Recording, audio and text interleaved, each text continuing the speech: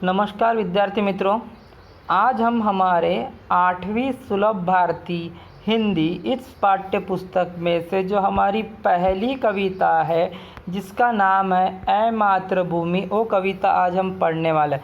ऐ मातृभूमि, है मातृभूमि। ये कविता राम प्रसाद बिस्मिल जो एक क्रांतिकारी रह चुके हैं, उन्होंने लिखी, उनके द्वारा रचित ये कविता है जो काफ़ी प्रेरणादायक कविता है, बहुत ही इंस्पिरेशनल कविता है। इसे पढ़ने के बाद हमें ऐसे लगता है कि हम देश के लिए कुछ तो करना चाहिए, देश के लिए हमारी भी कुछ जवाबदारी है। ये कविता सुनने के बाद आपको लगता है तो ये है मातृभूमि। मातृभूमि, मातृ यानी माता, मातृ यानी माँ, माता, भूमि यानी जो ज़मीन।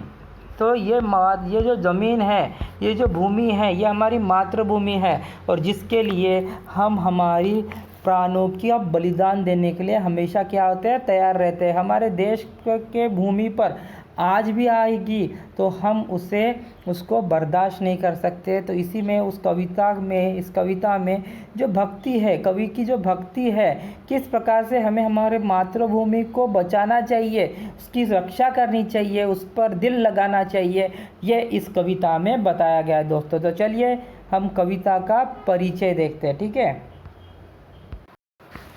तो मित्रों, ये है राम प्रसाद बिस्मिल। ये जो छायाचित्र आप देख रहे हैं, जो फ़ोटो आप देख रहे हैं, ये राम प्रसाद बिस्मिल की है, जो एक क्रांतिकारी रह चुके हैं, जिनका जन्म शाहजहांपुर उत्तर प्रदेश में हुआ है और मृत्यु उनकी गोरखपुर उत्तर प्रदेश में हुई थी। परिचय देखते हैं उनका। राम प्रसाद बिस्मिल भारत के महान स्वतंत्र सेनानी ही नहीं बल्कि उच्च कोटि के कवि, अनुवादक, बहुभाषाविद व साहित्यकार भी थे। मतलब वो सिर्फ स्वतंत्र सेनानी नहीं थे, वो सिर्फ देश के लिए ही अपने प्राणों की आहुति देना नहीं चाहते थे। तो वह एक बहुत ही प्रसिद्ध, बहुत ही मशहूर कवि थे।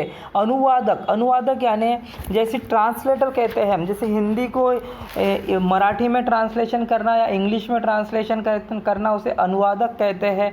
वो एक अनुवादक भी थे। बहुभाषाविद मतलब इसका अर्थ क्या हुआ दोस्तों, वो बहुत सी भाषाएं जानते थे। जिनको बहुत सी भाषाएं आती है उन्हें हम बहुभाषाविद कहते हैं।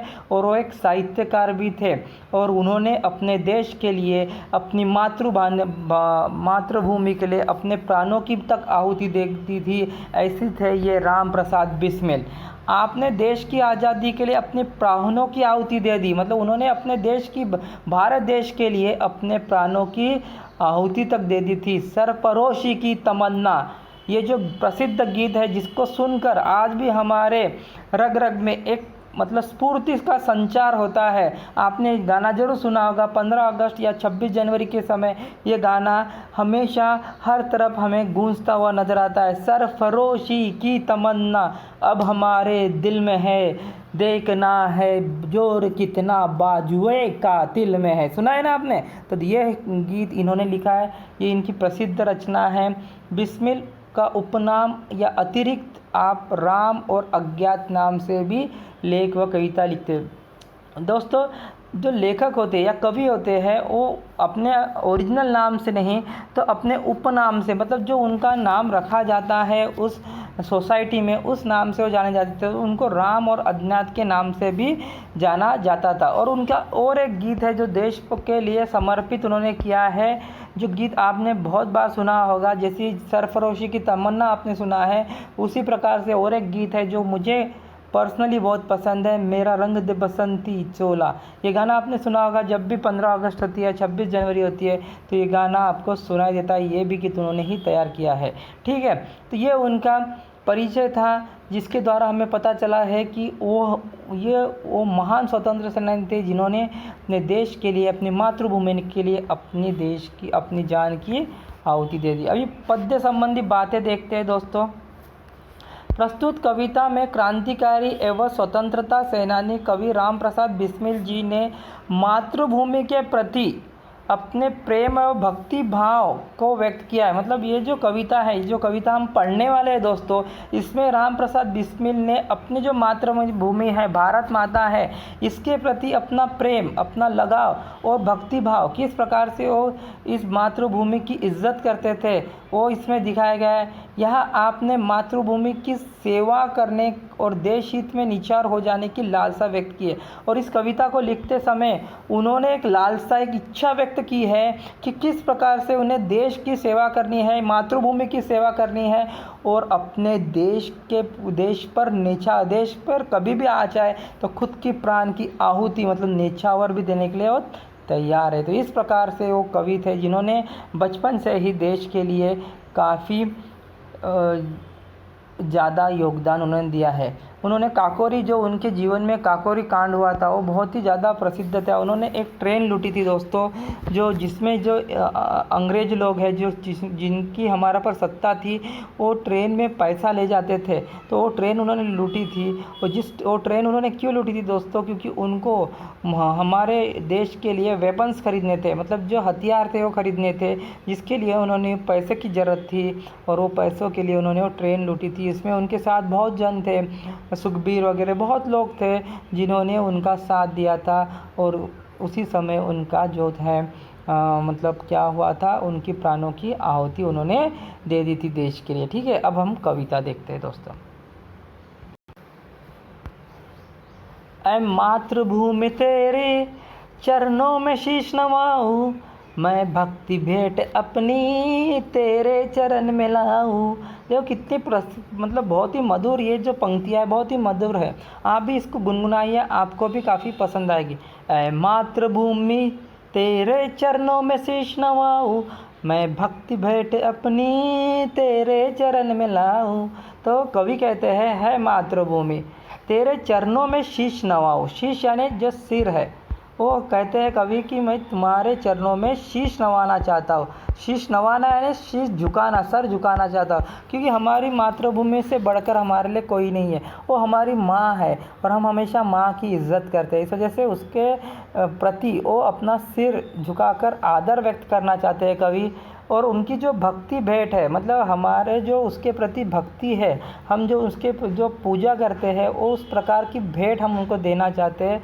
और तेरे शरणों में लाऊं, मतलब तेरे शरण में मैं अपनी भक्ति भेंट, मतलब मैं दिखाना चाहता हूँ कि मैं तुम्हारी कितनी भक्ति करता हूँ, उसके लिए मैं तुम्हारे शरणों में अपनी भक्ति लाना चाहता हूँ, ऐसे कवि कह रहे हैं। ठीक है। माथे पे तू हो चंदन, छाती पर तू हो माला, जीवा पे गीत तू हो मेरा, तेरा ही नाम गाओ। यहाँ पर कवि कहते हैं दोस्तों, माथे पे तू हो चंदन। जैसे आपको पता है कि हम सब चंदन लगाते हैं हमारे माथे पे, हमारा माथा शांत रहने के लिए। छाती पर, मतलब जो हम छाती है उस पर हम माला पहनते हैं, जो हार है वो पहनते हैं। जीवा मतलब जो जीभ है, टंग है, तो उस पर गीत हो तू हो मेरा।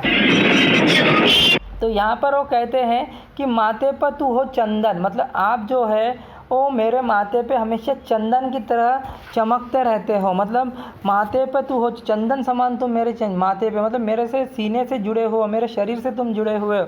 मातृभूमि जो है वो मेरे शरीर से जुड़ी है, मेरे माथे पे होते हो। छाती पर जो माला मैं लगाता हूँ उसके समान तुम हो, उसके समान तुम्हारी रिस्पेक्ट है। और जीवा पे जब भी गीत निकलता है जीभ से, मुंह से, उस पर हमेशा तुम्हारा ही नाम होता है। मतलब मातृभूमि का ही मैं गीत गाता हूँ, तेरा ही नाम गाऊँ। मतलब जो चंदन है सिर पे लगाते हैं वो भी तुम ही हो, जो माला मैं गले में पहनता हूँ वो भी तुम ही हो, तुम्हारे लिए तुम्हारे समान ही है।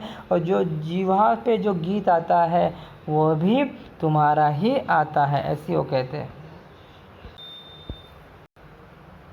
जीवा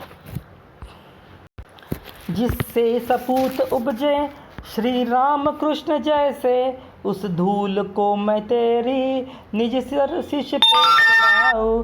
जिससे सपूत उपजे, मतलब जिससे सपूत, सपूत यानी अच्छे पुत्र जो निर्माण होता है। जैसे हमारे देश में, हमारे देश का इतिहास काफ़ी प्राचीन है। हमारे देश में श्री राम कृष्ण जैसे महान जो सपूत है वो यहाँ पर उपजे थे, मतलब उनका निर्माण यहाँ पर हुआ था। इस वजह से ये जो धूल है, ये जो मिट्टी की जो धूल है, हमारे मातृभूमि की जो धूल है, उसको मैं निज यानी हमेशा, यहाँ पर लिखो आप, निज यानी हमेशा अपने सर पर लगाना, मस्तक पर लगाना चाहता हूँ, क्योंकि ये जो भूमि है ये वीरों की भूमि है, और इसकी जो धूल है वो हमें हमारे शरीर में भी एक वीरता का संचार करती है, क्योंकि यहाँ पर बड़े बड़े वीरों को, बड़े बड़े जो संस्कारी लोगों का यहाँ पर जन्म हुआ, ऐसे वो कहते हैं। ठीक है, आगे देखते हैं। माई समुद्र जिसके पदरज को नित्य धोकर, करता प्रणाम तुझको मैं वो चरण दबाऊं। तो यहाँ पर कवि कहते हैं माई यानी मातृभूमि, समुद्र जिसकी पद यानी पैर, रज यानी यहाँ पर आप देखेंगे रज यानी धूल, रज यानी क्या होता है, धूल, मतलब ये जो पैर है, समुद्र जो है वो क्या करता है, समुद्र जमीन जो मातृभूमि को हमेशा धोता है। वो जब आता है ना, उसके जो बहाव आता है, तो वो जो भाव आता है उसके साथ वो जमीन, वो जो धूल है वो अपने पैरों से उसे धोकर जाता है। मतलब समुद्र भी जो है वो भी क्या करता है, मातृभूमि की रिस्पेक्ट करता है, करता प्रणाम तुझको, हमेशा वो जो समुद्र है वो मातृभूमि को प्रणाम करता है, उसके पैर धोता है, और उसके तो उसी प्रकार से वो भी उसके प्रणाम करना चाहता है कवि, और उसके जो चरण दबाना चाहता है, मतलब उसकी सेवा करना चाहता है, ऐसी वो कहते हैं। जिस प्रकार से समुद्र उसकी सेवा करता है, इस प्रकार से कवि भी उसकी सेवा करना चाहता है, मातृभूमि की उसके पैर दबाना चाहता है। सेवा में तेरी माता मैं भेदभाव तज कर, वह पुण्य नाम तेरा प्रतिदिन सुनूं सुनाऊं। सेवा में तेरी माता, मतलब तेरी सेवा में माता, मतलब तू मेरी माता है और मैं तेरी सेवा में हर भेदभाव तज कर, मतलब त्याग करके, मैं हर भेदभाव का त्याग करना चाहता हूँ। क्योंकि हमारे देश में आपको पता है हिंदू, मुस्लिम, सिख, ईसाई इस प्रकार का भेदभाव चलते रहता है, तो लेकिन वो कहता है कि मैं सब भेदभाव को भूल जाना चाहता हूँ, मुझे सिर्फ मातृभूमि की सेवा करना ऐसे हो चाहता है। वह पुण्य नाम तेरा, मतलब आपका जो पवित्र नाम है मैं हमेशा सुनना चाहता हूँ और सुनाना चाहता हूँ पूरी दुनिया को कि मैं इस भारत माता का पुत्र हूँ, ऐसी वो कहते हैं कि मैं तेरा नाम सुनना चाहता हूँ और सुनाना चाहता हूँ। ठीक है दोस्तों, तेरे ही काम आऊँ, तेरा ही मंत्र गाऊँ, मन और देह तुम पर बलिदान मैं जाऊँ। तो कहता है तेरे ही काम आऊँ, मैं कहता है कि मैं जीवन भर जब भी मैं इस जीवन को जी रहा हूँ तो हमेशा तेरे ही काम में आऊँ, ऐसे कहता है कि उसको अपना पूरा जीवन भारत भूमि को समर्पित कर देना चाहता है और हमेशा तेरा ही मंत्र गाना चाहता है, मतलब तेरे बारे में ही गीत गाना चाहता है, तेरे बारे में ही सोचना चाहता हूँ। मन यानी हमारा दिल से, और देह यानी शरीर से, दिल से और शरीर से वो तुम पर बलिदान जाओ, मतलब वो अपने प्राणों की आहुति देना चाहता है, हमेशा अपने प्राणों को न्यौछावर करना चाहता है दिल से और शरीर से अपने देश के लिए। मतलब वो इतना ज़्यादा प्रिय है उसके लिए अपना देश, अपनी मातृभूमि, कि वो दिल से अपने प्राणों की आहुति देना चाहता है। ये बहुत ही प्रेरणादायक कविता है दोस्तों। आशा करता हूँ कि आपको सबको ये समझ में आ गई होगी। तो इस पर आधारित जो स्वाध्याय है उसे छुड़ाने का आप निश्चित प्रयत्न कीजिए। धन्यवाद।